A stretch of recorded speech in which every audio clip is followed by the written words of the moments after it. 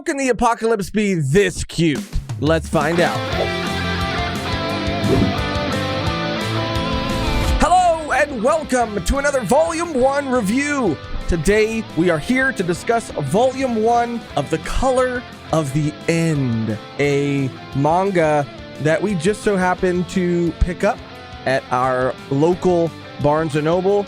Did not know anything about it at all. Just thought it looked cool and wanted to see what it was all about. Speaking of what it's all about, Megan, why don't you hit us with a synopsis? A girl walks alone in a world without humans. Her mission, to search for survivors and cleanse the land.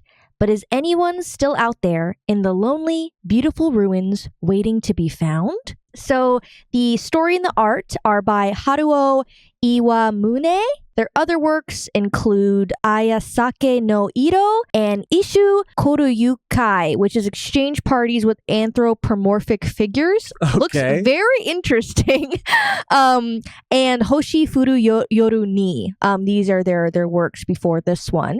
This was published in March of 2022. It is still ongoing, and the demographic is seinen. Well, let's get into our spoiler-free review. First things first, Megan, did you like it? I did like it. I am a bit of a slice of life enjoyer, so I really did like Color of the End quite a bit. Right. No, I actually really did like it. I liked the slow pace of it. You know, reading a lot of the other volume ones that we had done, they are, shonen. So we're getting right into the meat of the story. We're getting right to know the characters' ambitions and what they're going to do to gain. And their goals and what drives them what and they're who wronged them. Yeah, and how exactly. Their vengeance that they have in their hearts, or what, task force they're going to join. Right. But in this, it slows down. You are taken step by step with this girl. We learn more about her and what her mission is later on in the volume.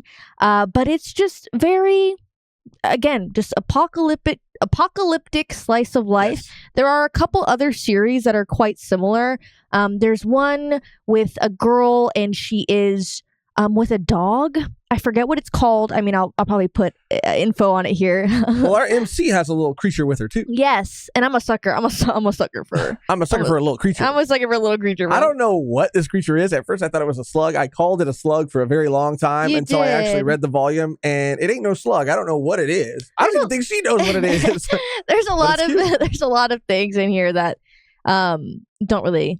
It's not your world. It's not our world. There's a lot of things that are not of this world, but yeah, and there's another series called Girls Last Tour, which I really liked, and it's just these two girls who are kind of doing the same thing, roaming the apocalypse, and they're cute and they're doing cute things, but in this wasteland that can be dark and twisted. Amidst destruction. Yeah, it kind of reminds me of that. So I mean, yeah, I liked it. Yeah, I enjoyed it too.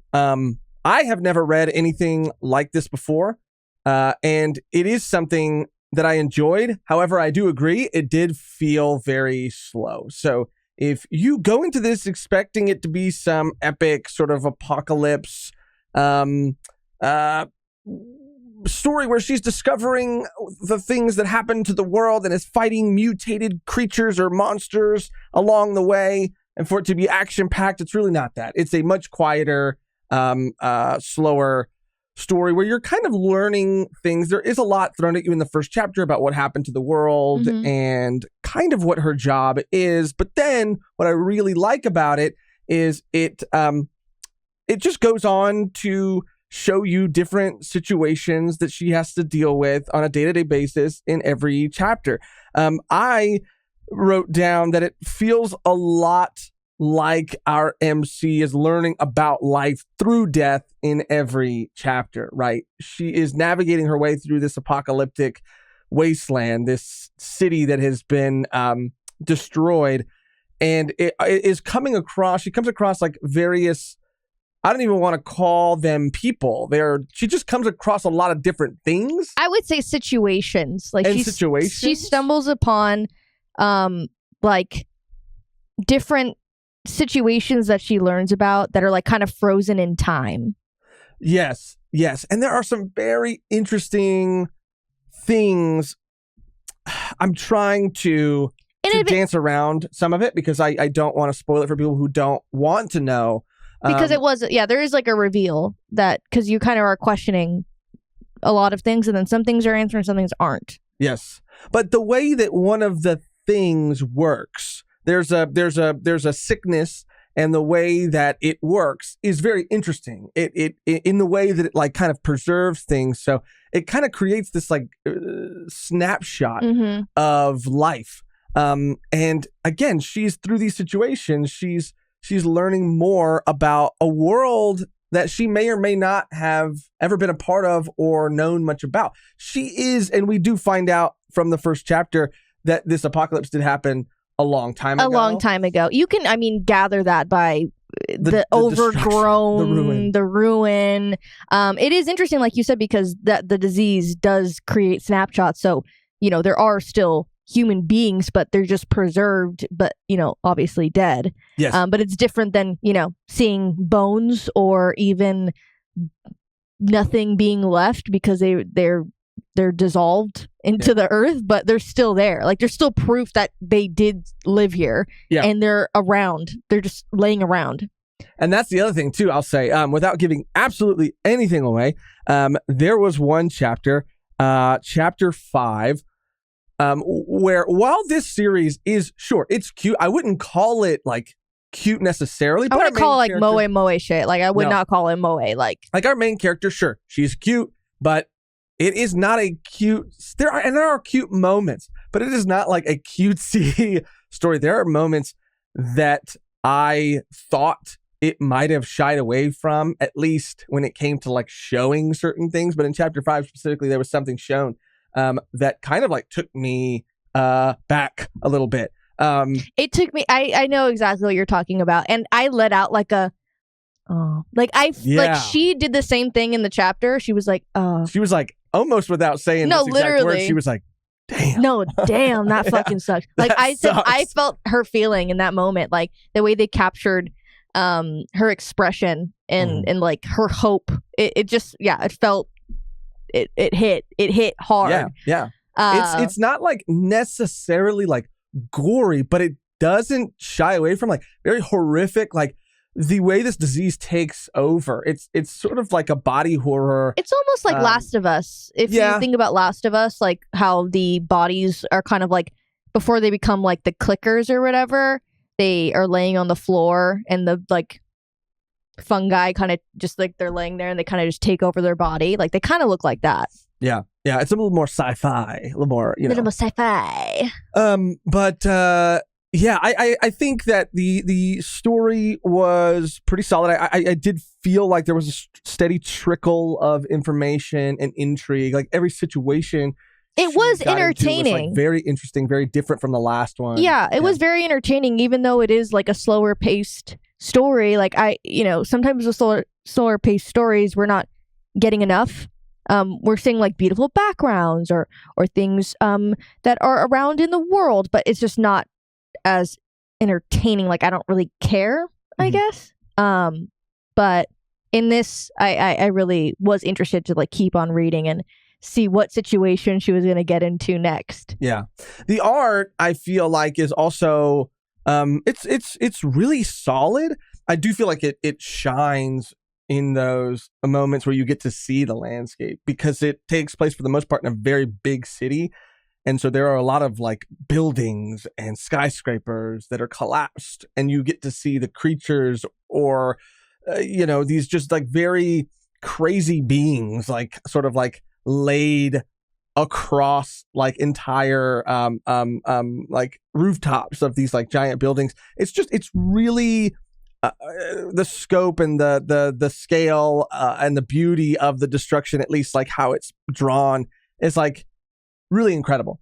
I really enjoyed that part of it, and the characters are the characters are drawn really well too. The other things that we meet are all like solidly designed. I loved it. Yeah, I thought it was again, like, I love a story that takes elements from things that I've seen before but does it better, or changes it in a way where, okay, this isn't something that I've seen time and time again. It is different. They are trying to do their own thing and it's working. And because, there's a lot of apocalyptic stories out there, a lot of like survivor stuff, I guess. Yeah. But specifically with like the art style, like it is so different. And it can be cute and heartwarming, but it can also be dark, which if you can pull off both, that's like great. And sometimes I think it might be purposeful. Like she seems out of place in a lot of the situations because she's meant to feel out of place because of things that we find out later. Like that's also something that I like about her character design and herself too. Yeah, if you're watching the video version of this, I'm sure Megan will have put up a couple panels, and so you can or not. You can see the art because it is very unique. I love it.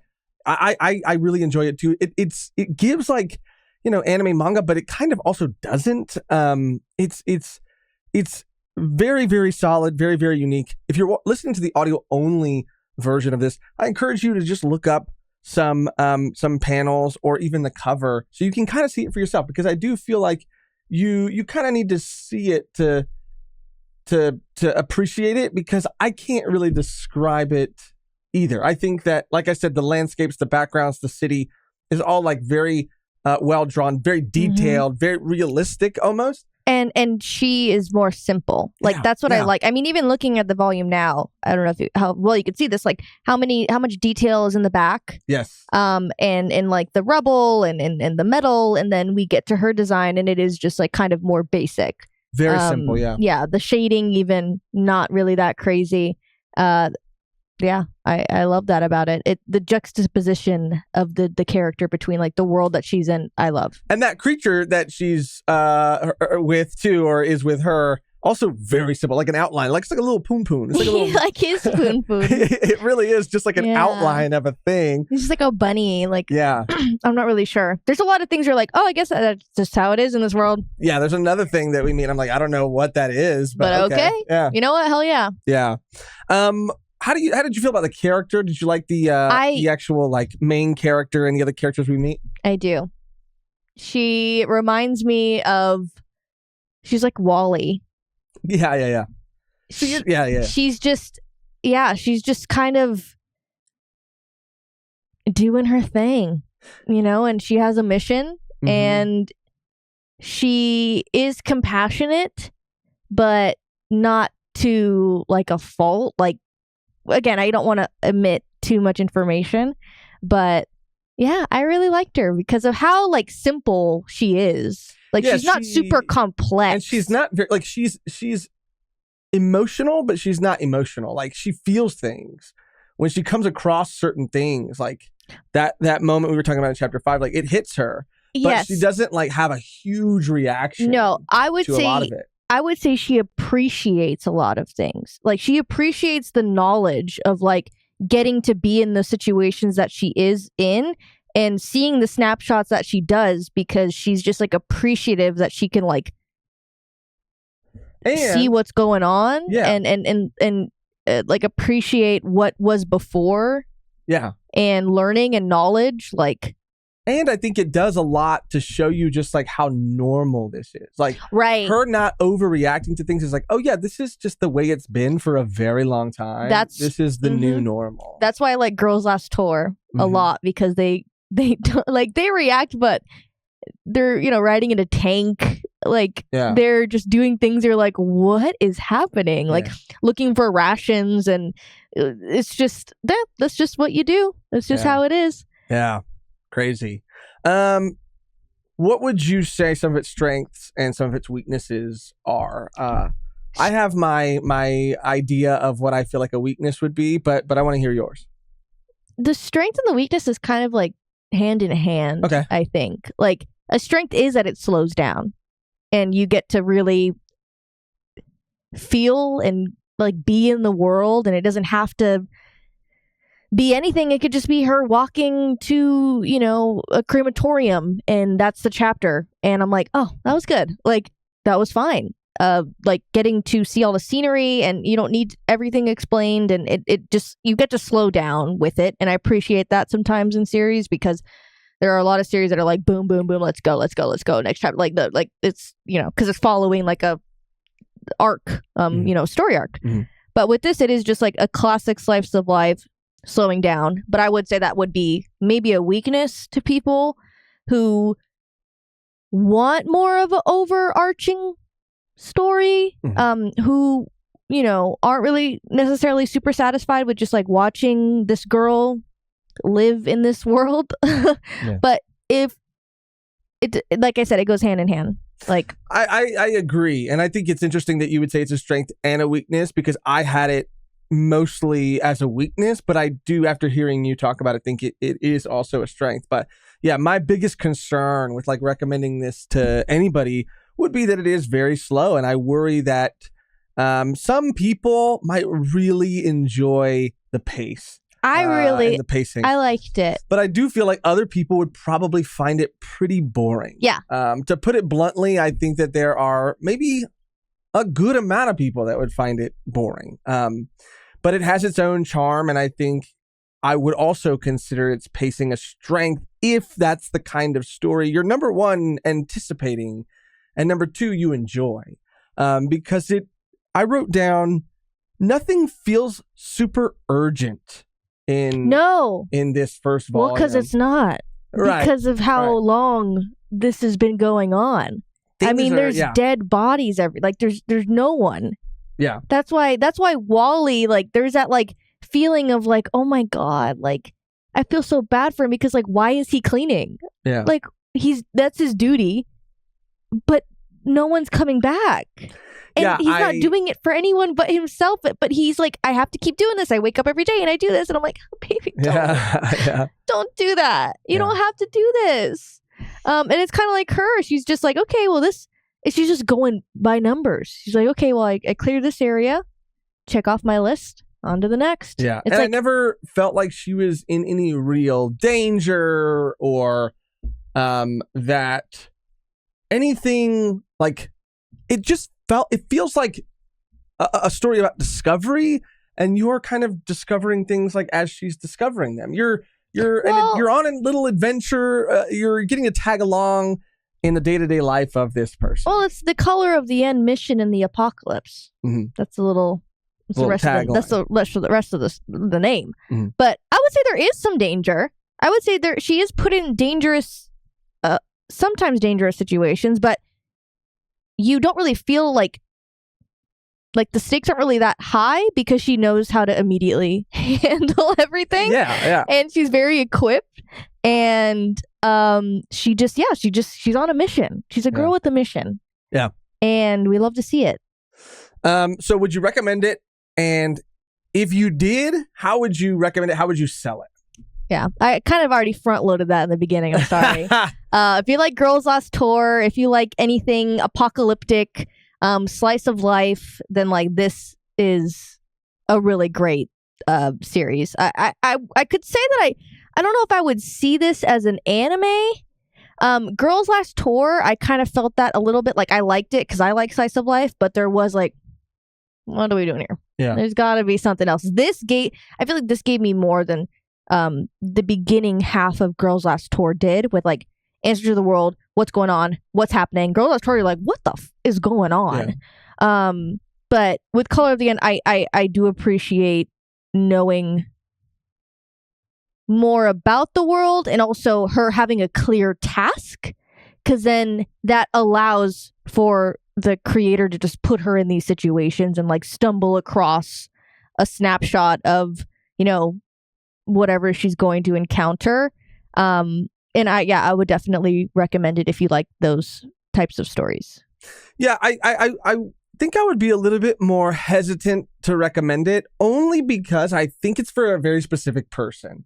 I think that if, again, you like stories like this, that you'll really appreciate it. If you're a fan of sci-fi, if you're a fan of apocalypse stories, then there's a good chance you'll be a fan of this. But again, it's something, and it's hard to articulate, because while it is very slice of life and it is cute, it's not cutesy. it's very horrifying at times. Yeah.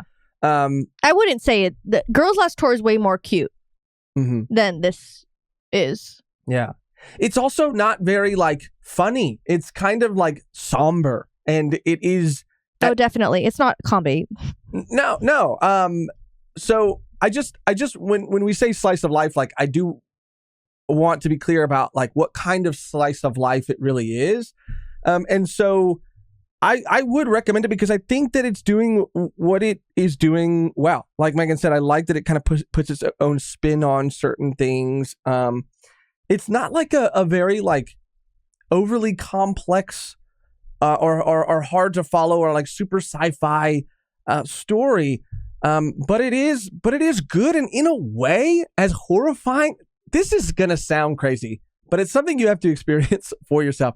For as horrifying as it can be and as somber as it can be, it's also kind of cozy at the same time. No, it is. It really is. Cozy apocalypse. It's warm. It's weird. I think that's the pacing. I really do think that's the pacing because it just takes its time and you're like, And it is kind of about like the beauty in humanity. Right. While, while humanity is being depicted as like, because of this disease, like pretty fucked up. Yeah. And I would also kind of make another connection. Like if you're familiar with like Kino's Journey, I know there's a couple iterations, but it's kind of like that where it's just like town to town traveling, and finding new things along the way. I would say that this has 8 chapters. All very short. I mean, again, you could read this in less than an hour. Obviously. Oh, okay. But I am curious to see, like, again, where it goes. Because, I mean, not that there's so many situations, because there are so many situations she could be in, and there's so many things that could happen. But I am very curious to see, like...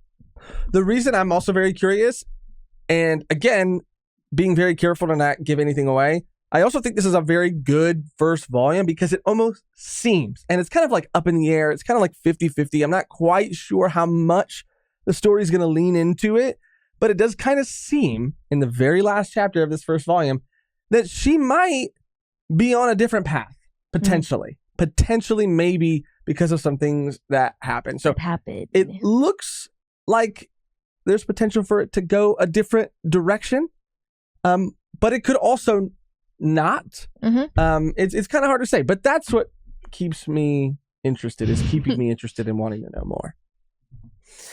Well, that's going to do it for our spoiler-free review. Stay tuned for our final rating after the beat-by-beat discussion. But before we get into the beat-by-beat discussion, if you'd like to support this channel in other ways besides liking and subscribing and leaving comments, which does matter and does help, if you are willing and able to take your support to the next level, consider becoming a Patreon member by going to patreon.com/volume1pod, or even becoming a YouTube member by clicking join somewhere next to the subscribe button on this video. It really does help. It is what allows us to continue to cover these sometimes very niche manga, to talk about stories that we might otherwise not talk about. You get a lot of things by becoming a Patreon member or a YouTube member: access to our reactions that we do, uncut, unobscured, early access to things. And we do want to get back to giving our members more exclusive content. So yeah, if it sounds like something you would be interested in, or if you would just like to support in another way, it would mean the world to us. And you can even check out our Patreon for free for the first 7 days, just to see what we offer and to see if it's right for you. But with all that out of the way, back to the review. Let's get into our beat by beat discussion. And it's my duty this episode to start us off and drop us into this world, starting with chapter 1. And I apologize because there is a bit of, if you could see my notes, you could see that for all the other chapters, it's like a couple of sentences. But for the first chapter, it's a lot. Right. Because, again, we're getting a lot of information thrown at us in the very first chapter, which I do kind of appreciate what happened to this world is not a mystery for very long. No. And what's going on is not really a mystery for very long. You kind of get it all in the first chapter. So we meet Saya Ushimitsu in the first chapter. I'm not going to give you her full title yet. Not going to tell you exactly everything about her yet, because that is something we don't discover in the very first chapter. We kind of discover it as we go farther into the story. But we meet her and her pet in this big city that is an absolute ruin. We see her kind of going through this city unfazed by any of this ruin. At first, you're thinking, who is this cute girl? What's she doing in this city? And why is she the only one there? We see her kind of going to a shelter, trying various foods, trying to taste everything she can there. And we learn that 50 years ago, strange beings appeared and created a cataclysm, wiping out most of humanity and spreading a potent miasma as they went. Bless you. Thank you. The creatures were called or dubbed by humanity as executioners, and those who breathe in the miasma are infected with infected with a rapidly fatal disease and come down with crystallosis. If I have one note about this entire volume, let's call it something a little bit more clever and less on the nose than crystallosis. It might be a translation. It might be. But shit. Stick it to the maniosis, shononitis. Like, it's a medical term. It's very Let's not get it twisted. But it's funny too, because these things also don't really look like crystals. They look like cubes, squares, blocks. Yeah, geometric, if you will. If you won't, then don't read it, Yes. But what's interesting about this crystallosis is that it preserves the corpses. So while this event happened over 50 years ago, and a lot of bodies would be, a lot of people died, and a lot of bodies would be, bone by this point, or have definitely bone. Right. 50 years. She comes across people infected, and they are like the day they died. They just have these like blocks growing out of them. And sometimes they're leaned back in chairs, and sometimes it's growing out of their face, or sometimes it's usually it's their face. Yeah. It's like their brain. It seems like a brain thing. But yeah. Yeah, it's very, very unsettling. And I think it is the geometric shape of it that makes it more unsettling, because things in nature, with Last of Us specifically, it's very similar to how they look in Last of Us. When I saw it, that's what it reminded me of, like, the fungi coming out of the head and all around the body. That's what it heavily reminded me of. That is like fungi and nature. This just looks like something otherworldly, because they are like these perfect squares that are kind of like stacked on top of eeach other. It's like but also, Tetris.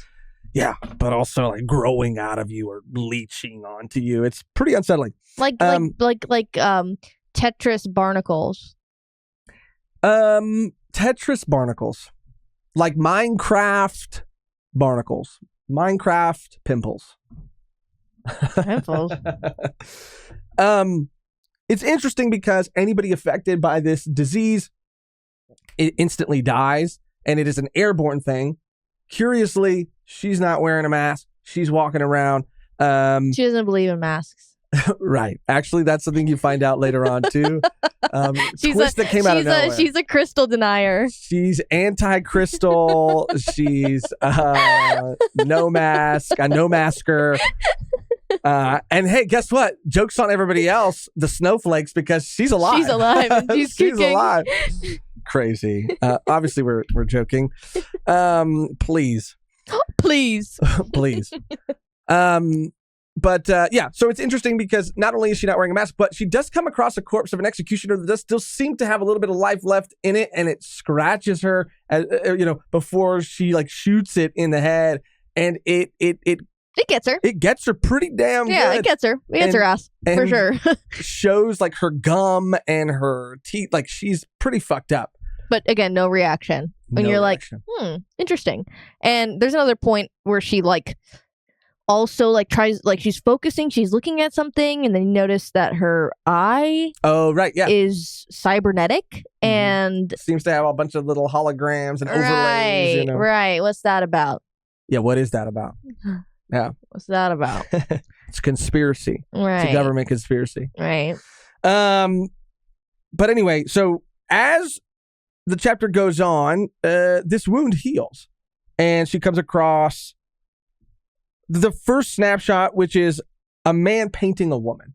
Both of which are like covered in cubes, crystallosis. But I think very beautifully, while it's horrifying what we're seeing in real life, what is kind of beautiful is that in this painting, this woman is like how she was when she was alive, free from any sort of like crystal cube blemish.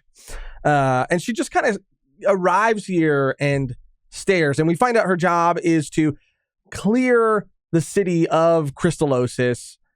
And in doing so, she takes the corpses and gives them proper burials. But her job is to do this little by little throughout this huge city so that she can make it safe for survivors. But the chapter ends with her saying she has yet to find a single survivor. And that's kind of how the story starts out. She kind of scrapes the crystallosis off of these bodies and puts them in body bags.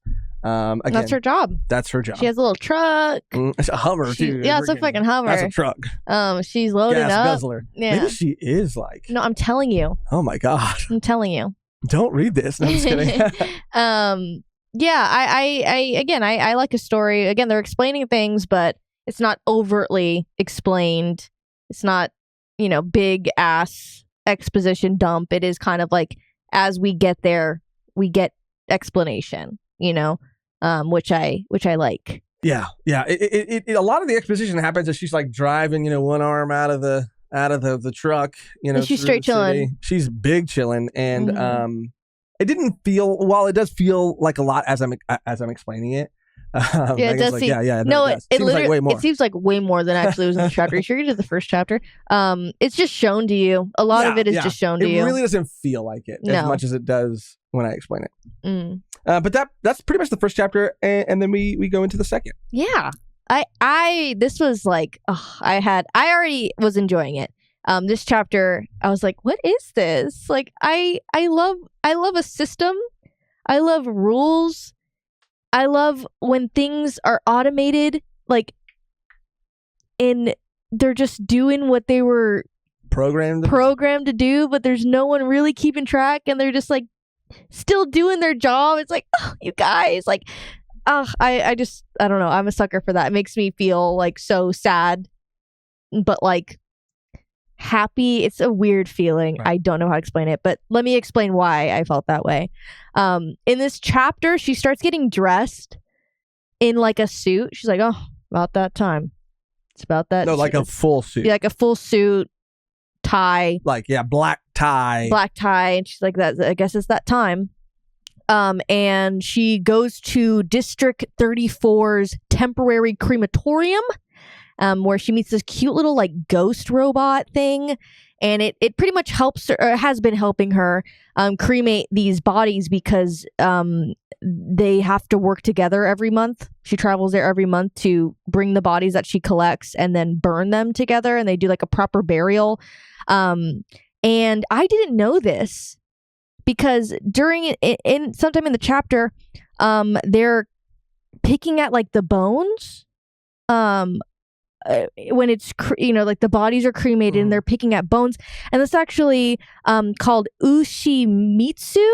It's conducting a Japanese Buddhist funeral ceremony called a kotsuage, meaning literally lifting up the bones, and this takes place among close family members after the cremation of a body, and it involves using chopsticks to move the remaining fragments of bone into an urn. Because I did see her using chopsticks, and I was like, what is that? Yeah. Why is she doing that? Yeah. And it's often involves like family members passing the bones along and picking them up together, and the urn is taken and placed into the grave. So they have to do this for every single body. She has to do this for every single body.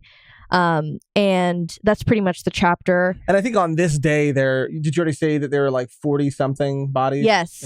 Yeah. So every month they meet up and drink tea together and just my heart. And cremate bodies. Yeah. But they're just so happy. Like the little ghost guy's like, oh, we're going to do it. Okay, 40 bodies. Let's get started. And they just love Then they go bury all the ashes or the urns or whatever. Yeah. The fact that they're doing that, no one's really asking them at this point. No one's saying you better do this. They just continue to do it. And it just makes like she says in the chapter, like, damn, like I'm pretty sure like none of these people would have expected this is the way they would have gone out.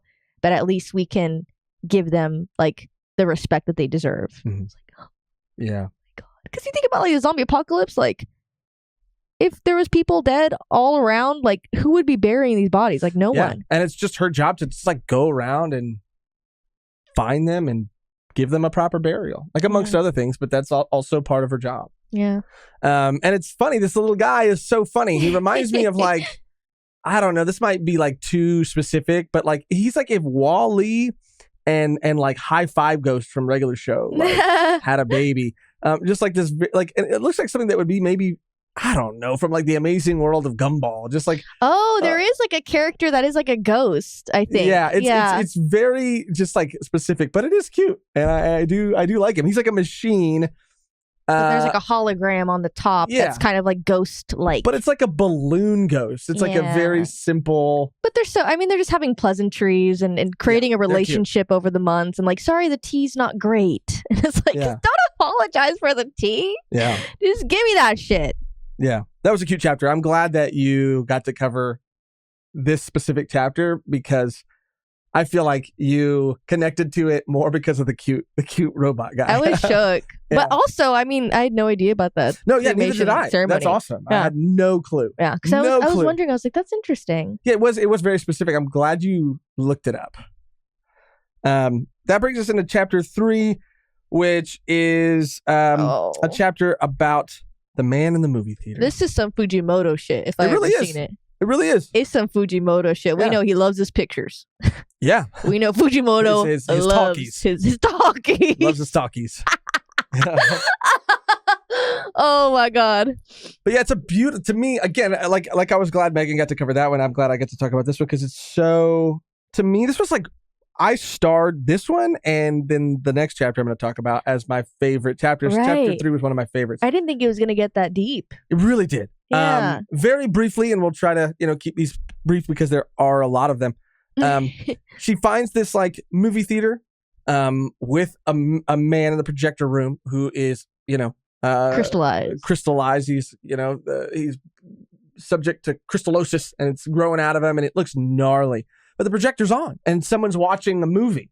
And you hear a voice. Yeah. So she goes down into the seats and finds what looks like a Terminator style robot. Like it looks like the Terminator. There's like no legs. But without any legs. Yeah, just waist the up. Abdomen. Like when the skin melts, the robot underneath, like the Terminator, that's what this robot looks like. That's what it is. And it's just sitting there watching movies. Hey, can you shut up? I'm watching my film. No, literally. And you find out that it doesn't really explain how or what the state of like technology and science was at the time of the cataclysm, but the robot in the seat has the consciousness of the man in the projector room. So like somehow he was able to like last minute before he died transfer his consciousness and even she's like, I'm fucking shocked that worked, dude. Yeah, like that's like super dangerous. It wasn't ever like perfected, like and whatever. He was able to do it. So he's just kind of chilling, like he's just there for eternity, just happy, dude, watching movies, and he's very happy. And this is again where we get to see another snapshot, but this is a different kind of snapshot because he's watching a movie that he says is his favorite, and why it is his favorite is as he describes it. It doesn't sound like the movie itself is anything incredibly special, but it is humanity. It is the world before any of, not just the cataclysm, but we also learn about a great war that happened like right before the cataclysm. Mm-hmm. And he's like, this is my favorite movie because it's such a perfect screenshot of like, not just like humanity and life, but the world and the greenery and plants and like just what people did on a day-to-day basis, how people lived. And he's like, you just get that vibe. You get the feeling of like being alive during that time. And the way that the movie is drawn versus like how the manga is drawn is very different too. I think even like the people within the world, compared to her, are definitely more human. Yeah. And have like more human features than she. And she gives her title, when she calls herself like a provisional investigator with the Ushimitsu Technical Institute. And she kind of tells him her job. Anyway, she offers to like take him back to her place. And he's like, no, I'm going down with this theater. Like this theater is me. And, I'm going to go out with it. But he does give her like a chip with like every movie he's ever like been able to save on it.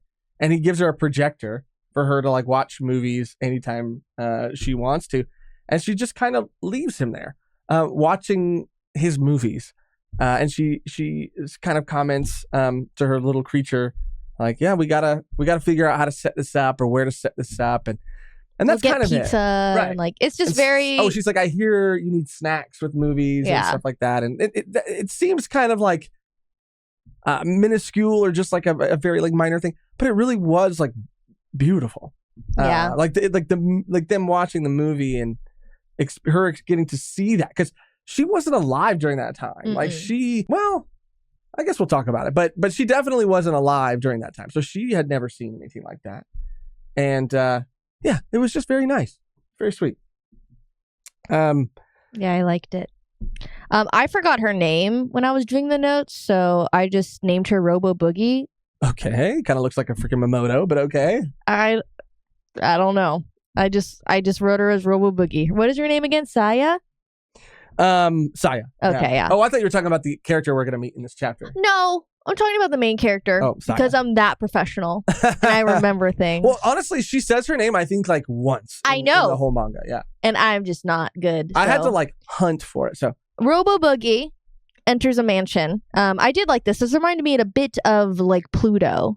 Yes. She's kind of investigating and she stumbles across like a video or like a audio diary from the man who lived there before talking about, how he doesn't have much time left and, he's going to die because he has crystallosis and his only regret is leaving this woman, or we don't know who she is yet, named Claudia. And it kind of just ends and she comes in and you realize that she's an android. And Robo Boogie. This is the character that I said looks like a Momoto. Yeah, she kind of does. Yeah. But they're both Robo Boogies. You're probably confused. Like, why are you calling Saya Robo Boogie? She's a robot. It's confirmed in this chapter. Is it confirmed that she's a robot? I don't think she's a robot. She's like a step above who we meet in this chapter, Claudia, because Claudia has programming, and even when reality is not what is happening, she's still programmed to do what she's supposed to do. Mm-hmm. But with Saya, she can make decisions for herself. So she might be like an artificial human.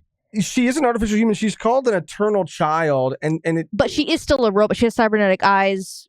She still is robotic somehow. She has, but she's not made of like robot parts. No. So her eyes are. Her eyes, but like everything else, I think is it's bio flesh biomaterial because it heals on its own. Yeah, and it shows kind of later her being created in like the vat, and she did come from like a fetus. Right, she's kind of like a Ray. She is kind of like it's kind of like a Ray cloning. Situation. Yeah. But we hadn't gotten there yet. It's okay. Hey, we're just gonna front load you all. Yeah, we're just gonna tell you how it is right up front. Yeah. But she meets Claudia, and Claudia, I mean, she's like, oh. Goody, we have a guest. Oh my God, we haven't had a guest in ages. Let me introduce you to the master of the house. And she goes up and she's like, here's the master of the house. Bitch has been dead for a long time. Oh, the doctor, you're a doctor. The doctor's here, master. And she's like, oh, brother, how do I break it to her? And she's just obviously living in her own world, doesn't even realize that he's dead. And Saya goes, like, he's dead, right? And she's just not. She's like, okay, well, I have to take him. I do have to take him because that's my job. And Claudia, steps in. And she's like, okay, well, if you're going to take him, take me as well. Fucking like points the fucking gun at her. I'm like, Jesus Christ. Take me as well. I want to die with my master. If he's not here, then I have no point of living. And you're like, oh, okay, shit. And Saya's like, you know what? I'll be back. Well, yeah, Saya's job is to clear the whole gigantic city. Right. And so she's like, you know what? You'll be my last swing back stop. around. You'll be my last stop. Yeah, which was sweet of her. Yeah. And she goes, I'm gonna come back though. Be ready. And she's like, okay, bye. And then she's, doting on the dead guy. And the last like part of the video diary was like, oh, my heart. He goes like, my only regret is like having to leave Claudia behind. Like, I love you and I'm sorry. I was like, oh my God. You're really seeing stages, right? Of like humanity's advancements in technology, because you get to see the robot in the movie theater and like consciousness and all of that can be switched. He is like, there's no skin, there's no anything on him. He just is like a regular ass like droid.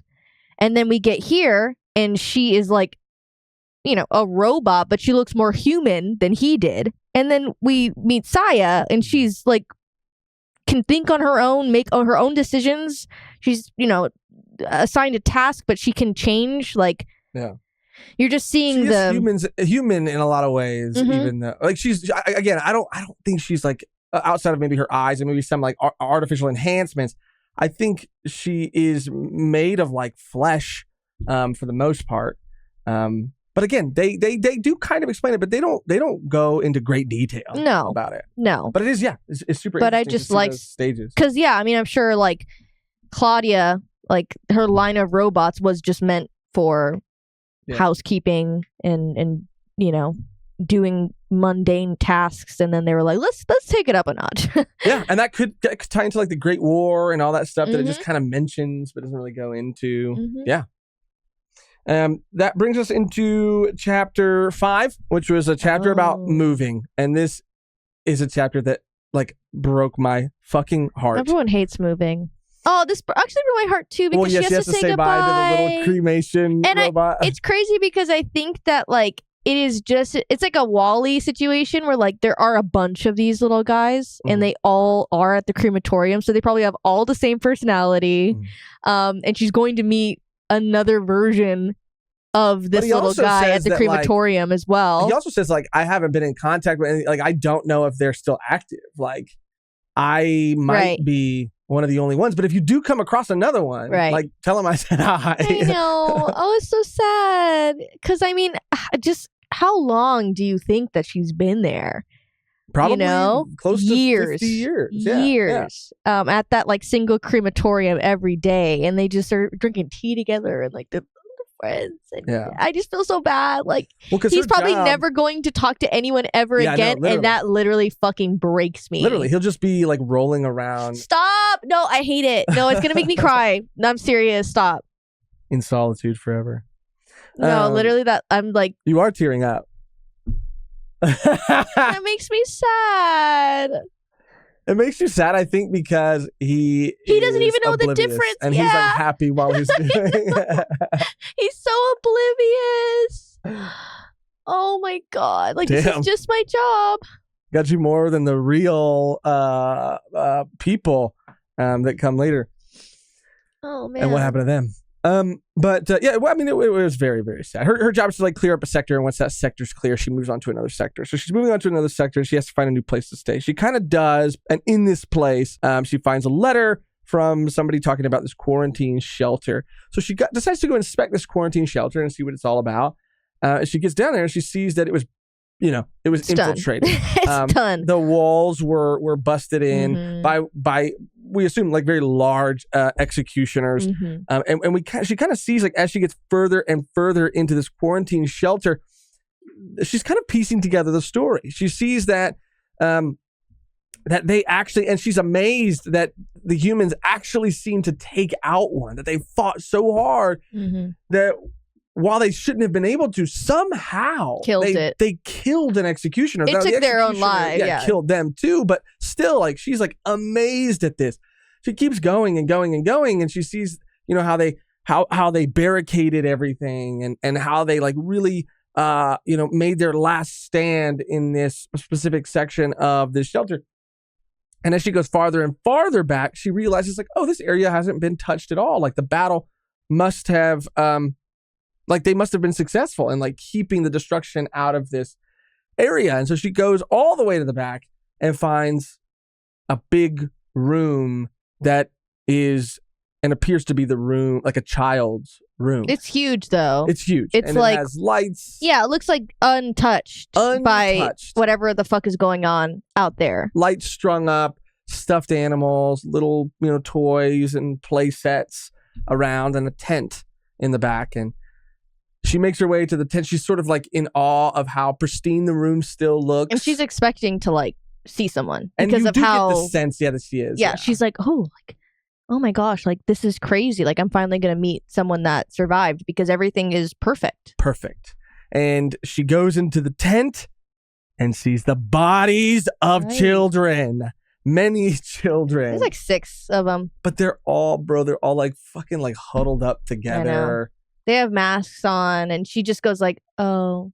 I was like, darkness. Hello, darkness, my old friend. And that's what they were. She's like, oh, that's what they're protecting. Like and then that's the poetic moment. Yeah, like, damn, that's how they fought so hard. That's why they barricaded it. That's why they tried so hard to, And it does all come together in a moment of realization as you're reading it. And then just seeing that, like, the children unfortunately still passed.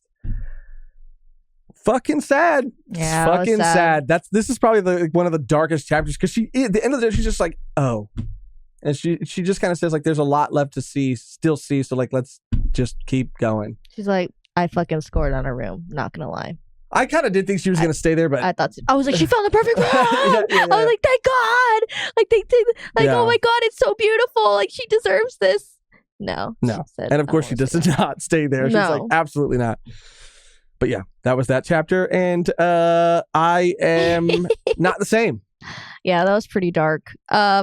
Chapter 6, she's in this different area and she stumbles across a vault tech. Oh, shit. If you will. They do speak of overseers. They do. Yeah. They do. She's kind of like looking around and she notices a bunch of like bodies outside of this vault. And then this pixie puck Rosalind fucking berserk pixie AI fucking entity comes out and he's like sprite. No, literally like a sprite. Like it reminds me of fucking Berserk. Yeah.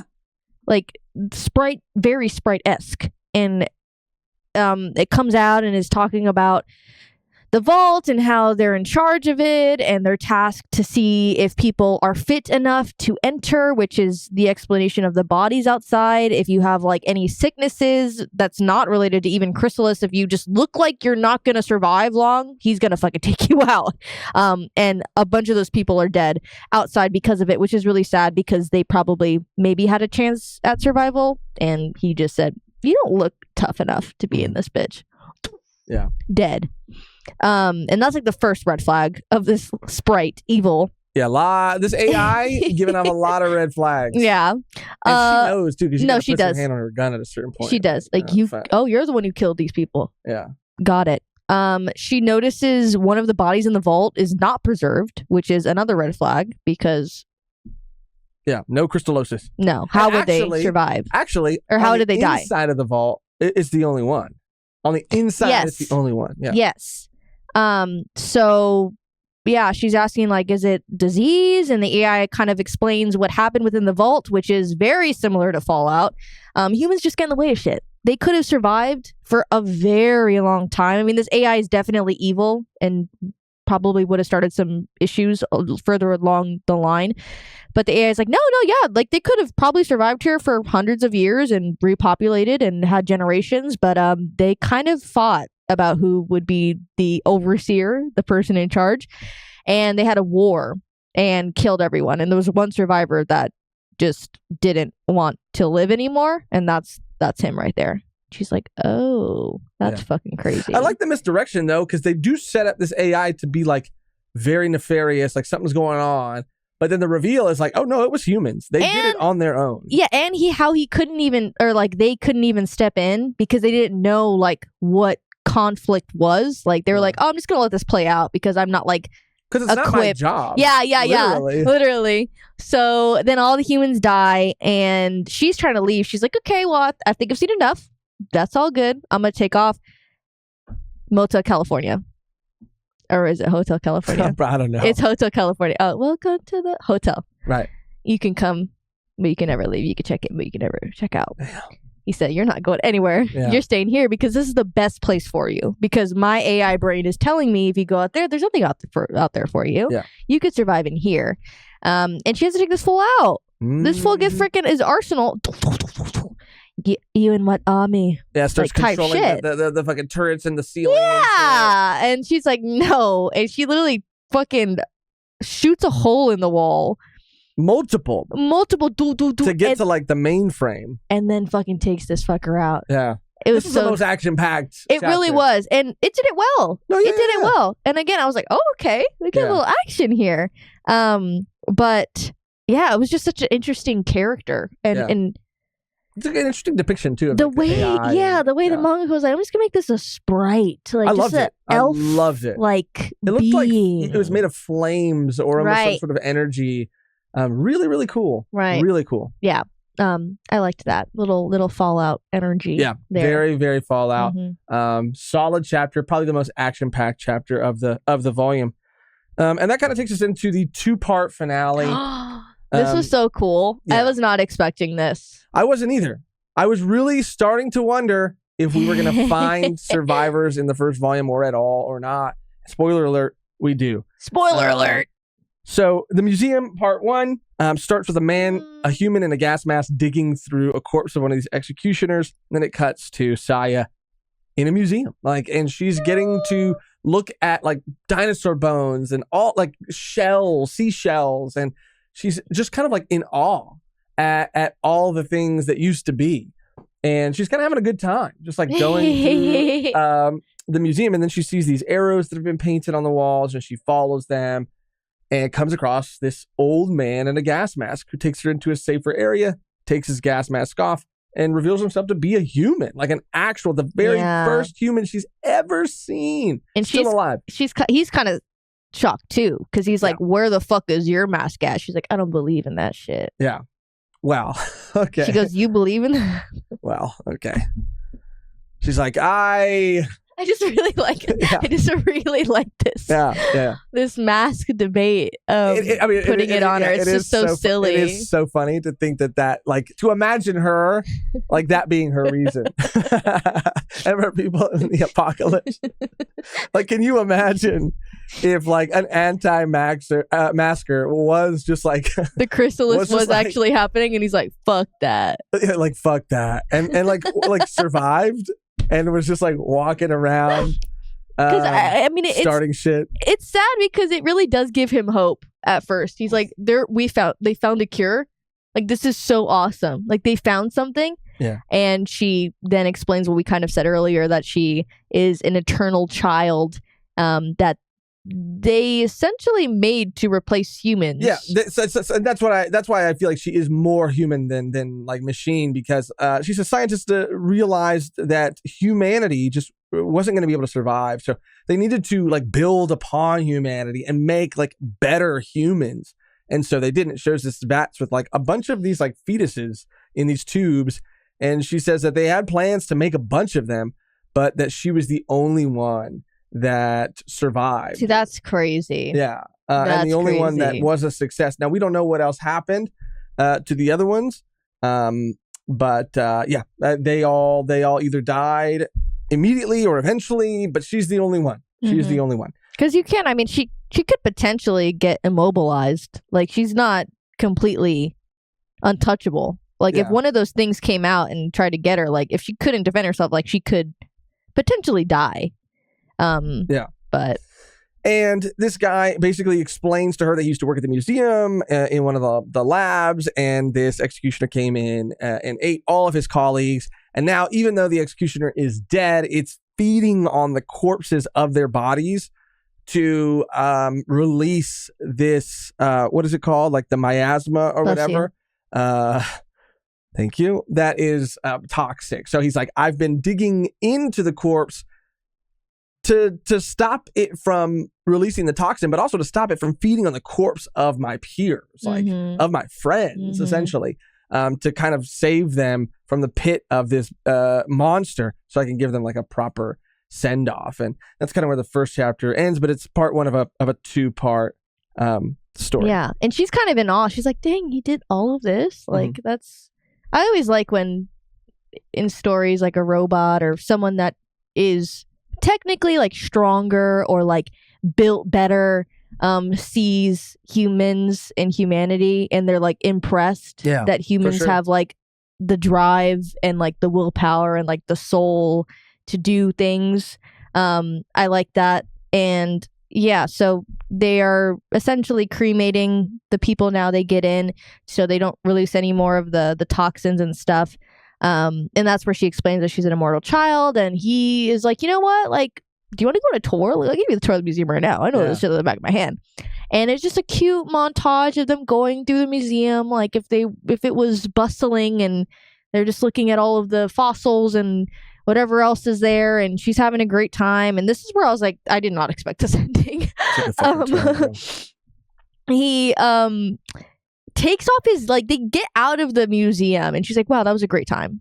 Loved that. That was so fun. And he just takes off his mask. Yeah. And she's like, whoa. She goes, whoa. Like, what are you doing? Like, you're going to die. And he's, yep, I'm done. I did what I had to do for, like, my fellow peers. And, like, And he's looking at a picture of them when they were all younger. Yeah. And, you know, you really come to realize that they were all friends. And he was like, yeah, everybody that I ever cared about died and is dead. And I've spent the last 50 years just trying to give them a proper send off. I'm fucking tired. I did it. I'm done. But the picture of them is significant. Yeah. But then I thought that was going to be it. I was like, okay, he's just going to take off his mask. The toxins will eventually get to him at some point. He'll walk around, and then, you know, one day he'll just keel over, and maybe a couple hours, whatever. No, bitch. He goes in the storehouse next to the fucking wherever, literally. Well, he's going to be, well, go ahead. He goes into the storehouse right near her. He goes, bye, you know, have a good life, whatever. Fucking shoots himself in the head. Because I think it's a room. It's like a cremation room. Yes. And so the bodies are all in there, but they haven't been cremated yet. I know. And so I thought, okay, so the first step is I thought, just like you, he's going to take off his mask, and then crystallosis is just going to get him, right? No, he's like, I'm going to go in the room, and I'm going to like be cremated with them. And I thought, okay, well, all right. That's a choice. So you want to be lit on fire? All right. He's just going to go in there, and he's going to say, you know, let's all leave this earth together. It's a wrap. And he goes, no, I'm going to shoot myself in the head, and then I'm going to get burned alive. And it was crazy. It was crazy. I mean, that's the proper steps, though, because you don't want your final moments to be burned alive. And you don't want the crystallosis too. Of, like, the crystallosis. But I was just not expecting that. And again, her reaction, not very emotional. She's like, damn, that does suck. And they did take a cute picture together, and she's looking at it, and she's like, that was a cool memory. All right, let's go. But something very important that he says to her before he dies is he gives her this, because he kind of says, she's like, why are you doing this? And he essentially says, like, it's my choice. Like, this is kind of like how I want to go. Like, I don't want to like be taken out by crystallosis or, you know, taken out by old age. Like, I want to go out with like my friends, like knowing that I did what I needed to do. And he just talks about like having the freedom and the free will to like do that. And so he tells her freedom of choice. Yeah. She goes, mm-mm. She's like, I don't like free speech. I don't like free choice. No, I like free speech. I'm not pro-choice. I'm not pro-choice. Right. But he basically says, you don't have to, like, the way, because we don't know what happened in this institute. No. And he's essentially implying that, like, it's not around anymore. And nothing's around anymore. Yeah. And he says, like, you know, you don't have to do anything you don't want to do. If you want to just roam the earth and just like see things, see the world. Like you could do that. Like, and he kind of tells her to like be free, like be her own person. And so when she does, and when he does end up dying and she's looking at that picture, she passes like a building that says like free something. And then she's like, huh. She's like, free. Look at that. And then it just kind of ends almost. Freetown. Maybe that's what he meant. But yeah, almost implying that like maybe starting with the next volume, starting in the next chapter, she's going to be fucking Miles Morales doing her own thing. But she might do a little bit of both. She might do a little bit of both. Out of the compassion of her cybernetic human, whatever the fuck, heart that she has, because she does agree that like these people do deserve this treatment and should be remembered and put to rest in a respectable way. So that could be it. But either or. Yeah. Was not expecting that ending. That was fucking crazy.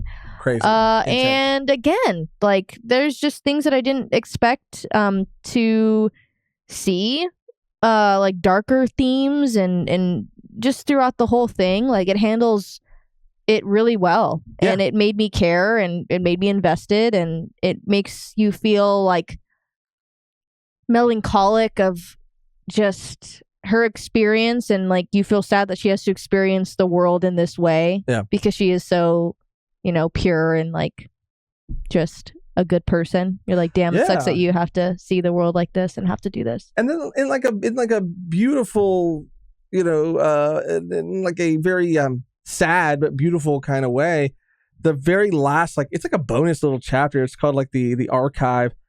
It's just a couple panels, like one panel of each person we met in every chapter, but while they were human, while they were alive. It's like the exact panel of like when you first see them, it's like the guy painting the woman.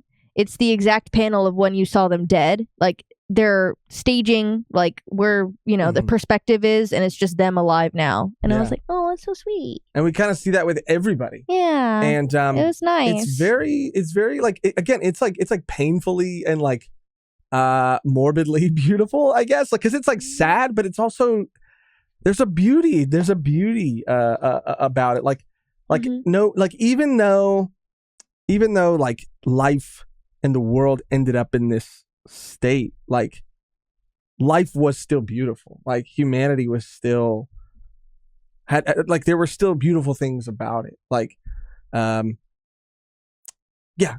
people removed from this like great war, removed from these executioners, people doing like very day-to-day menial things, like watching a movie. The mundane. It's like beauty in the mundane is what it is. Beauty in the mundane, beauty in life. I mean, it's kind of like, damn, like beauty in the mundane. That's what it is. No, but it's just like, it's crazy because like it does. It's a thing to take for granted, you know? Like you don't need your whole life to be like tales of grandeur. It could just be like beauty in eating a meal together or being able to, I guess, like taking living for granted. Yeah, and it does just like give you a feeling. Like it tells you a story, but it like gives you a feeling. But it's not exactly like all sadness though. I know. It's kind of hopeful, even though it's the end of the world and there are no survivors. Like it's very like interesting how it's able to do all of that. Anyway, that is our beat by beat discussion of the first volume. Now on to our final thoughts and final rating. What would you rate the first volume of this series? I would rate it 5 out of 5. Wow. For what it was and for what it did. It did everything perfectly. 5 out of 5 what? Crystals? 5 out of 5 crystals? Sure, yeah. Healing crystals. Yeah, I would say 5 out of 5. It did everything. Like when you hear, okay, the color of the end, mission of the apocalypse, it delivers. It delivers on the apocalypse. It delivers. I loved the pacing. I loved the characters. I loved the episodic feeling of each chapter, what we're going to get into next, the dreariness, but also like the warmness. Like it just really towed this like perfect line, melding all of those things together, and it was just very enjoyable. Wow. I really liked it. Like, someone like my dad, I would recommend this to him. Yeah. Because it is very like relaxing, but apocalyptic, and I loved it. I mean, I did not expect that. If I were to rate it, and I am, I would rate it 4 out of 5 crystals, because I think everything about it is beautiful, and I think it's doing everything it's trying to do well. I do feel like it really just comes down to personal preference. While I thoroughly enjoyed the pacing and enjoyed every stop that Saya like made along her way, I think that it's something that I would have to be in a very specific mood for. 4 out of 5. It's very, very, very good. This is good toilet reading. Right. Like in the best, I'm trying to be very like in the best way. Right. I get what you mean. Yeah. It's a very like, it's almost like a kind of like a or like a palate cleanser. Okay, probably not. Okay, let me take that back. Cut that out. I'll cut it out. No, it's staying in. Like rainy day read, chicken noodle soup, rainy day read. Like I want to buy the next volume. Yeah. It's very cozy. Like let's say you're reading something like Fire Punch or like Pon Pon or something like intense. Taco Piece Original Sin. You know, something crazy. Like emotional, like Berserk, something like heavy, right? Even though this is like apocalyptic, it's kind of like a palate cleanser. Like it lightens your heart a bit. Yeah, it's maybe something a little less, like you don't have to think as much about. You can just kind of experience. 4 out of 5 with the again the. Are you on my camera? Oh, sorry, sorry. 4 out of 5. With the asterisk that it is just because for me in my personal preference, I would have to be in a very specific mood for it. And the pacing, while it is relaxing, there were times when I did feel like I wanted a few more things to be happening. No, I think it's perfect because the chapters are short and we get a lot of them. Yeah. That's what I like about it, but it too. also is really, really good. And I don't want that, like, because I do think that, and I'll leave it here, I do think that last, like, small, teeny tiny nitpick, teeny tiny criticism is just a personal preference thing. It again is very, very good at what it's trying to do, and I really, really did enjoy it a lot. Well, that's gonna do it for our final thoughts and our entire discussion on the first volume of The Color of the End. Thank you guys so much for watching, for clicking on this video, for hanging out with us, especially if you're here at the very, very end. All that stuff really, really matters and means the world to us. If you'd like to support for free in some other ways, subscribing, liking, leaving your thoughts in the comments down below. My favorite thing, I think both of our favorite things about doing these volume 1s is hearing from you. I think we both just love the audience that these videos reach. And we do just value and love hearing your thoughts, whether you've read it or not. So any and all thoughts, please leave them in the comments down below. And if you'd like to support in other ways, if you're willing and able to take the next step, consider becoming a Patreon member by going to patreon.com/volume1pod or clicking join somewhere next to the subscribe button on this video. It really, really helps and allows us to keep covering series like this and to keep doing these volume 1s. You can also listen to audio-only versions of these episodes for free on Spotify or wherever you listen to podcasts. Speaking of members, real quick, we're going to shout out some members of our V1P tier. So again, thank you to all, but a very special thank you to Wombo, David Ramirez, Jonathan R, and Quattro. Yay. Thank you guys from the bottom of both of our hearts. Thank the only you thing guys. left to do now Love is to get out of here on our you. outro that's always the same and never changes, which today, Megan, is Coming to the stage, Crystallosis. Find the beauty in the mundane. I like it. Okay. I like it. Thank you for watching. Thank you for listening, for clicking on this video, for hanging out with us. And until next time, find the beauty in the mundane. Find the booty. Find the booty in the mundane.